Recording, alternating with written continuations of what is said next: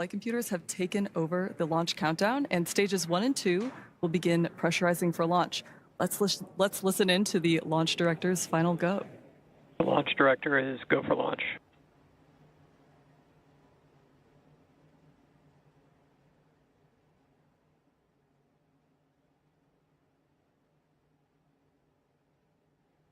T-minus 30 seconds.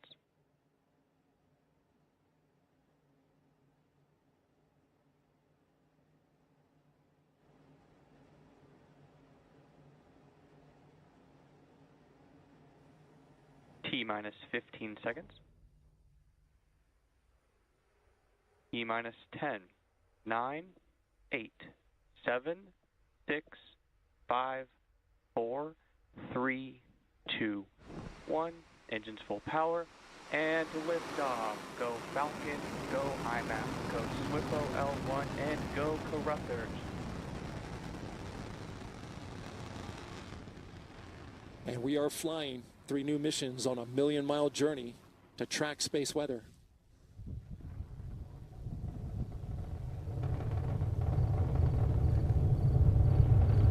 Good-looking flight so far. Our tracking cameras getting a great shot as this mission climbs into the sky. We'll be looking now for those engines to throttle down as we go through max Q, the time of maximum dynamic pressure on the vehicle. Falcon 9 power and telemetry are nominal. That's right. So coming up is max Q, which is the maximum aerodynamic pressure, largest structural load the vehicle will experience. So slowing it down helps to reduce some of the load it experiences. Falcon 9 is supersonic. And that will help us recover and reuse the first stage. Following max Q, we'll be able to throttle those engines back up as atmospheric density drops. Max Q.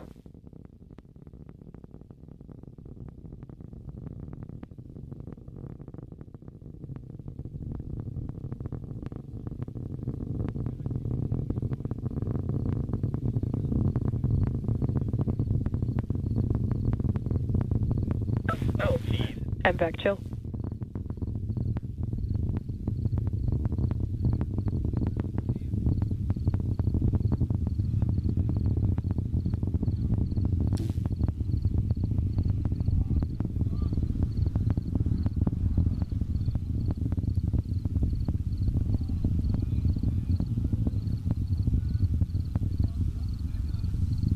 T plus 2 minutes into flight. You can see all 9 Merlin engines. You can at least see the exhaust from 5 of them there. Beautiful shot looking back to the Earth. Got a couple quick call outs coming up.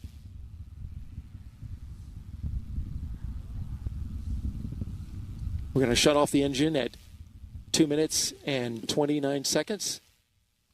Stage SEP at 2:32, and then our first burn begins at 2:40. Here we go. Stage separation confirmed.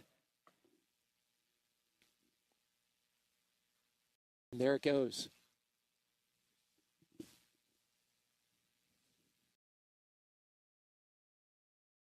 On the left side of your screen, you can see the first stage booster falling away now. And on the right side, our second stage flying IMAP, SWIFO L1, and Carruthers.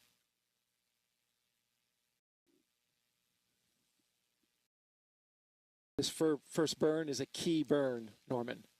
Correct. This is where we're trying to make sure that we're getting our spacecraft here in their optimal orbit, just to start off with, before we do our transfer into their higher orbit. Bearing separation confirmed. There go the fairings, and now you can see all 3 spacecraft revealed.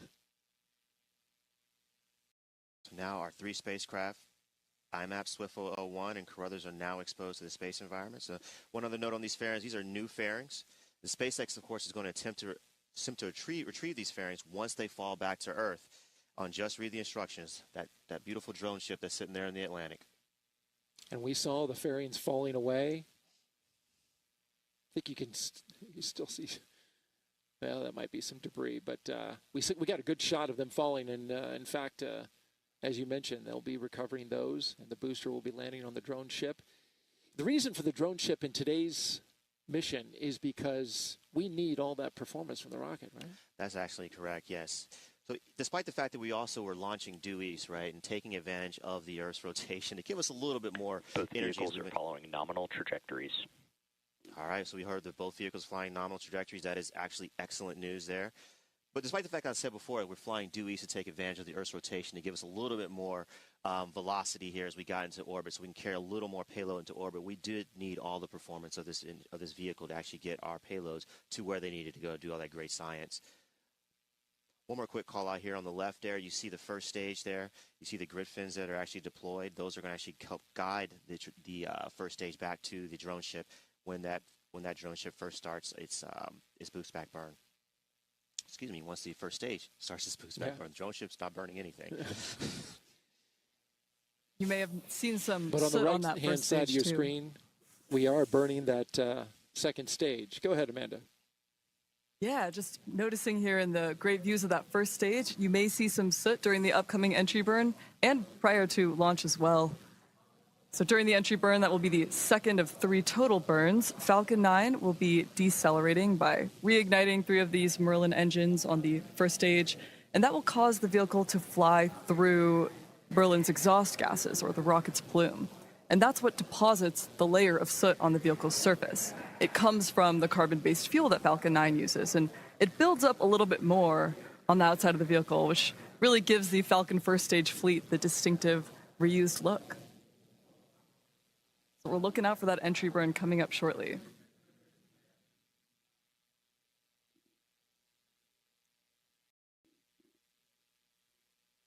Recovery and reuse of the first stage is what allows us to refly the most expensive parts of the launch vehicle, and that drives down the cost of going to space. When costs are lower, both government and commercial customers can launch more missions, especially in the form of ride shares like today's, and that helps to accelerate research and development. We're looking for that entry burn in just under 20 seconds from now. You'll be able to follow along with the Merlin engines relighting on the first stage with the telemetry on the bottom of your screen. Stage 1 entry burn startup. Stage 1 FTS is saved. And there we heard it. That's the first call. That's the call for the first stage entry burn startup. We're going to be looking for entry shutdown here in a few seconds and finally looking at landing burn shortly thereafter. So stay tuned.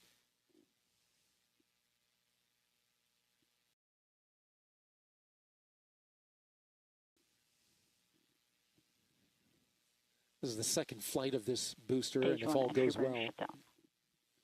they'll bring it back down and fly it again. Stage 2 is in terminal guidance.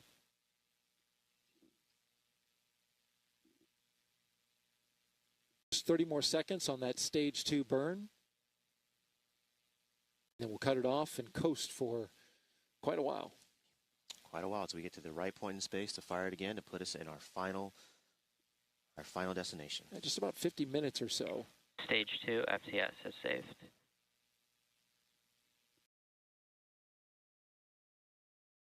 All right, so we'll be looking for that cutoff on the right-hand side of your screen. Stage 1 transonic. MVAC shutdown. There you heard it, MVAC shutdown. Cool views on the left with that booster coming back. Nominal getting park ready to orbit. shoot through those clouds. That's right, and we're rapidly approaching the landing It's also burn. got some trailing there. This landing burn scheduled to start in Stage just a 1 few landing burn. seconds. There it is, starting up. This will last about 25 seconds, and this will reduce the remaining speed of the vehicle for a soft touchdown on the drone ship, just to read the instructions. The booster is also equipped with 4 landing legs that will deploy for a vertical touchdown, so keep an eye out for that just prior to landing. Landing leg deploy.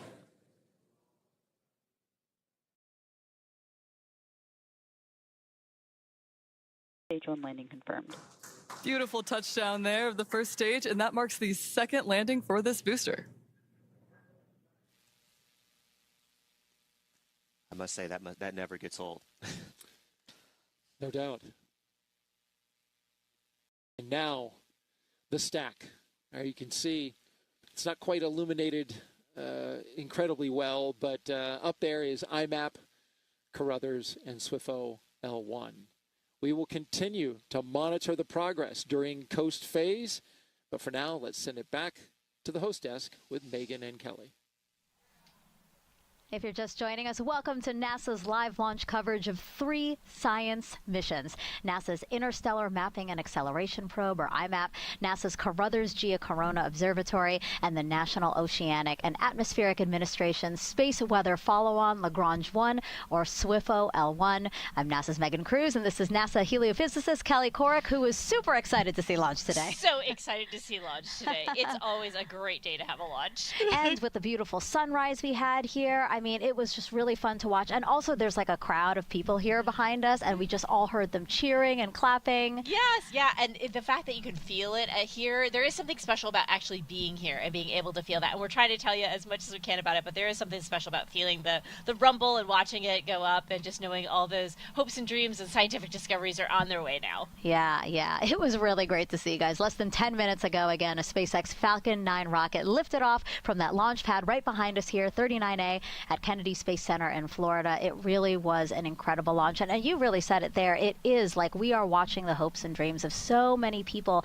from across the country that have worked together to bring these science missions to launch today. Yes, yeah, and to protect our astronauts and to really understand that space weather that those 3 will study. Right. Yeah, because all 3 spacecrafts are going to work together to study space weather. So, Kelly, what is space weather? So space weather is the effect of the sun on Earth and the entire solar system. That can range for things from creating satellite drag and shortening satellite life to affecting our GPS and affecting our power grids here on Earth. So it's really important to understand it so that we can mitigate those effects. Yeah, a really wide-ranging swath of effects that we're talking about here. But doesn't NASA and NOAA already study space weather together? Like, what makes these 3 special? Yeah, we do study space weather together, and this is the next generation. The SWIFO L1 is very dedicated and optimized to do the space weather that we know today that we need, not that we needed 20, 30 years ago. So that's very specified. And then the next 2 are the next generation of space weather. What are those things we're going to need when those astronauts are on the moon and Mars? We're learning that through the Carruthers and IMAP mission. Gotcha. Kelly, thank you so much. Yeah, why don't we break down each one for our viewers right now? So IMAP is the primary mission of the 3. It will study the giant invisible shield surrounding the entire solar system called the heliosphere, which helps make life possible on Earth by protecting us from dangerous cosmic rays. IMAP will simultaneously study the sun's activity near Earth and also create the most detailed map ever of the heliosphere's boundary. Yes, that great big boundary, that 9 billion miles away, is our first defense against the space weather that's created by the galaxy and those galactic cosmic rays that can cause some of that radiation sickness we were talking about earlier. Gotcha. And then there's SWIFO L1, NOAA's newest satellite. It is the first NOAA satellite designed specifically for continuous 24/7 data collection of space weather. And as soon as it measures the strength and speed of incoming solar wind, it alerts NOAA. And this is usually 15 to 60 minutes before solar wind causes geomagnetic storms here on Earth. Those are crucial minutes. Those are crucial minutes so that we can do those mitigation strategies from power grids to airlines to astronauts. Yeah. And then there's Carruthers, the first ever dedicated satellite to continuously monitor the geocorona, or the part of the Earth's outermost layer of atmosphere. It actually glows. And this will offer unique insights into how space weather affects our planet. The mission is named after American scientist Dr. George Carruthers, who invented the camera that captured the first ever pictures of Earth's geocorona. Apollo 16 astronauts placed the camera on the moon back in 1972, and it's still there today. It's still there today, and yes, and we're carrying on his legacy to really understand that part of our Earth's atmosphere that's so important in, again, mitigating those space weather effects. Gotcha. Kelly, thank you so much. Our broadcast today will take us to around 9 a.m. Eastern Time, when the Falcon 9 second stage will deploy all 3 satellites into space.